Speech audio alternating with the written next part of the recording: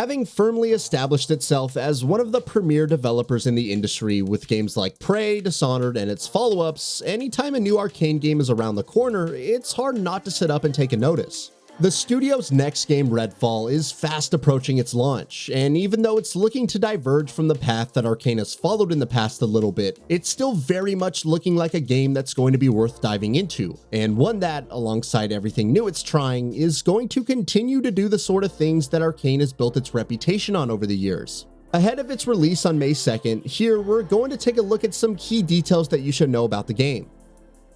Setting.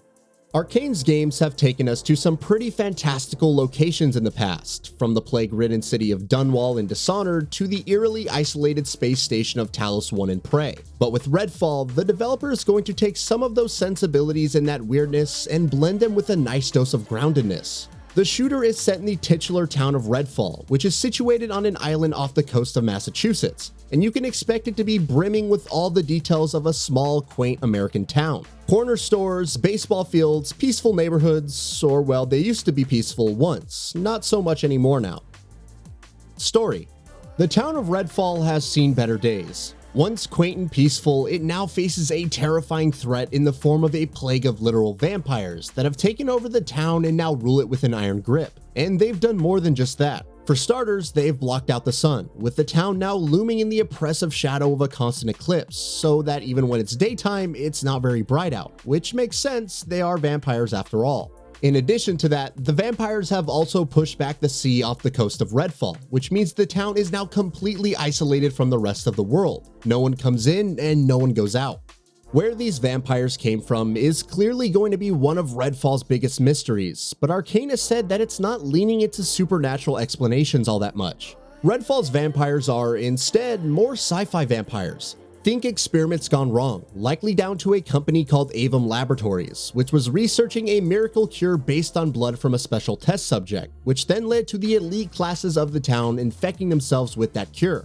Meanwhile, the kind of experiment environmental storytelling and lore that Arkane's games have become known for over the years is also going to be present and accounted for here, according to the developer. Full cross-platform multiplayer is also confirmed, so players on Xbox Series X and S, PC Game Pass, Steam, and Epic Games Store will all be able to play together. Open World. This right here is probably one of the biggest and most obvious changes Redfall is making to Arkane's tried and tested formula. Unlike the likes of Dishonored, Prey, and Deathloop, Redfall is going to be a completely open world game, making it a first for the studio in its history. Naturally then, it's also going to be the largest world the studio has ever built, and according to the developers, it's going to easily outsize Prey's Talon 1, which previously held that crown.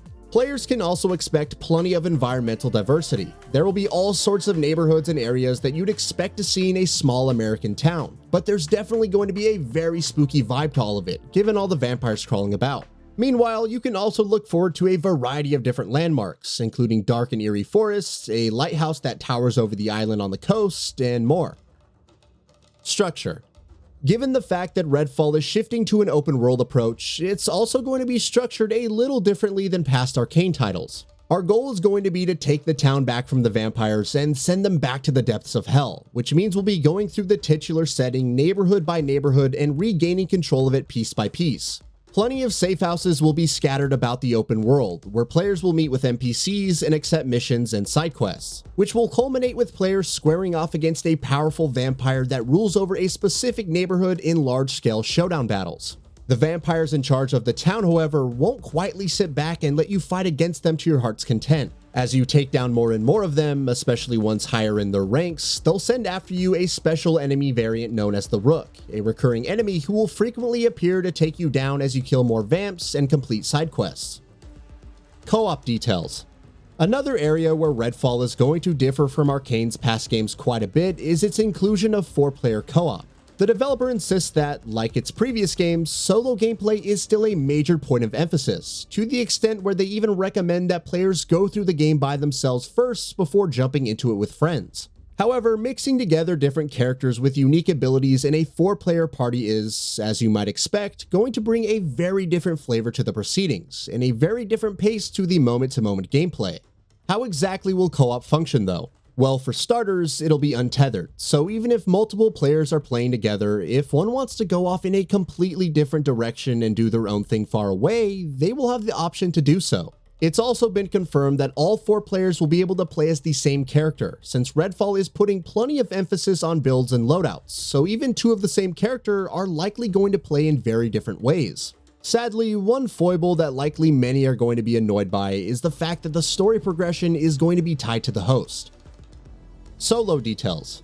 While co-op gameplay is going to be emphasized and encouraged, Redfall is still going to have solo play at its heart. Arkane is insisting that the game has been designed as a story-driven experience, just as its previous titles have been, and as mentioned earlier, even recommends that players go through it by themselves first. Of course, as you'd expect, the pacing of the experience and the style of gameplay will change if you're playing by your lonesome. You won't be accompanied by any AI characters in solo gameplay, and where co-op will take on a more bombastic and action-driven approach, solo gameplay will be slower and much more methodical, allowing you to experiment with solutions and take on challenges in different ways. Difficulty too will be balanced differently. In co-op gameplay, depending on how many players you have in your party, you'll not only face more enemies, those enemies will also be tougher in various ways, like having more elite traits than usual. When playing solo, on the other hand, while the game will still feature difficulty scaling, it'll be scaled exclusively for your experience.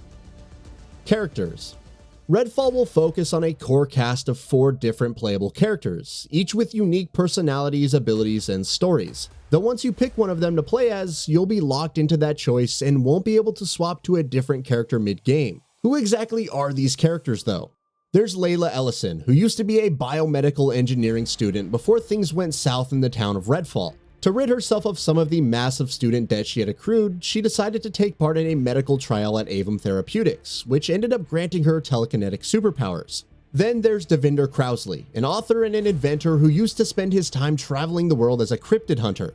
Now stranded on the island, he uses his technical expertise to invent anti-vampire weapons. Jacob Boyer, meanwhile, is a former military man who used to be a part of a covert special forces unit before joining a private military company. He was on one of his jobs when he got stranded on the island as well, and now uses his military training, a psychic raven companion, and a unique eye to aid him in his fight. Finally, there's Remy De La Rosa, an engineer and robotics specialist and a member of the Coast Guard. She specializes in remote-operated search and rescue tech, which means she has a special robot companion that is a decoy, cover, and attack drone all in one. Weapons and progression. While the choice of which of the 4 characters you'll play as will obviously have a huge impact on the sort of gameplay experience you can expect, it seems like just as important and decisive on that front will be what sort of weapons you use, what sort of abilities you take a liking to, and how you choose to build your character. Arkane says that build variety is going to be crucial in Redfall, so even if 2 players are playing as, say, Layla, how Layla plays for both of them could be completely different. Weapons like sniper rifles and shotguns will, of course, be available, but you'll also have more specialized weapons like stake launchers and UV beams to take on the game's more supernatural threats. All of this will, of course, work in conjunction with using special abilities, so combat isn't going to be what you'd expect to see in a run-of-the-mill shooter. Meanwhile, players will be able to upgrade and customize their weapons, find new and more powerful loot, power up different skills and abilities, and more. Immersive sim mechanics. From open world design to co-op gameplay, Redfall is doing plenty of things that are going to set it apart from what Arkane has done with its games in the past, but the studio insists that the game will still deliver the sort of emergent player-driven gameplay experience that its previous titles have been known for. Players will have the option to tackle missions and obstacles in a variety of different ways, from going in all guns blazing to taking a more stealthy and measured approach. While thanks to the many abilities, weapons, and unique character traits featured in the game, there will be plenty of room for creativity as well, for those who want to think outside the box and tackle things in ways that may not be instantly apparent. Of course, how emphasized these immersive sim elements will be remains to be seen. We don't know if Redfall is going to put player expression front and center the way something like Prey did, for instance. But time and time again, Arkane has insisted that for all of its differences, the game is still designed around the core tenets the studio has built its reputation around over the years. Psychic nests.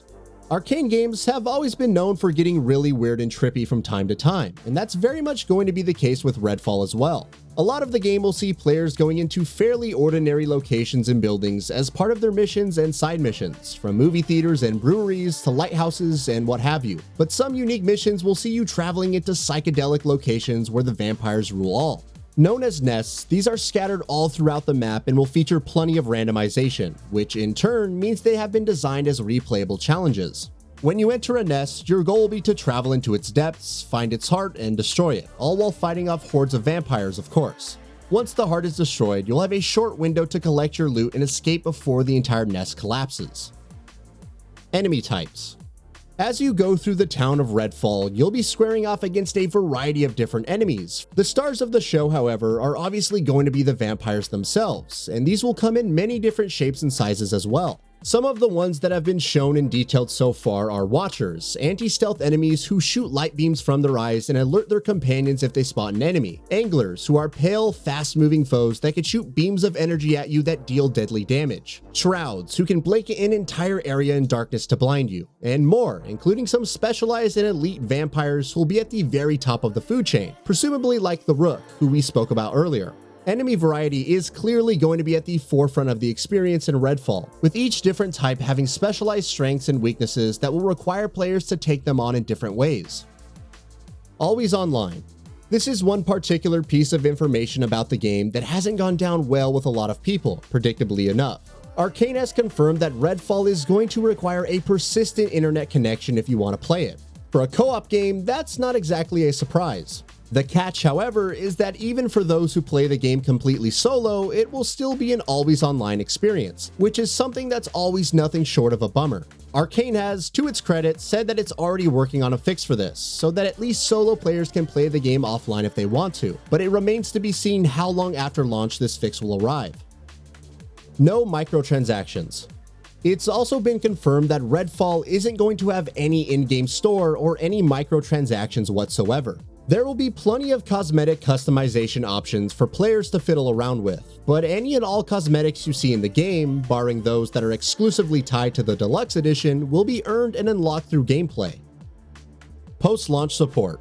Redfall is also going to be Arkane's most supported game post-launch. What exactly will that entail? The developer hasn't provided a roadmap or any concrete details on what the game's post-launch content will look like or how it will be doled out, but we do know that we can look forward to new playable characters, weapons, costumes, enemies, and more. This will be in addition to more granular gameplay tweaks in response to feedback from players, of course.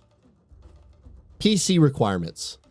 What kind of a rig are you going to require if you plan on playing Redfall on PC? While Arkane hasn't yet revealed what the game's recommended PC specs are, minimum requirements have been confirmed and they're more demanding than some may have expected. You'll need either an Intel Core i5-8400 at 2.8 GHz or an AMD Ryzen 5 1600, along with either an AMD Radeon RX 580 or a GeForce GTX 1070 with 6GB of VRAM. You'll also need 16GB of RAM and a whopping 100GB of free storage space, while having an SSD is also recommended. And with that, we reach the end of this video. Have anything to say? Let us know in the comments below. Also, we upload new videos every single day on Gaming Bolt, so please consider subscribing as it really helps us out. Thanks for watching.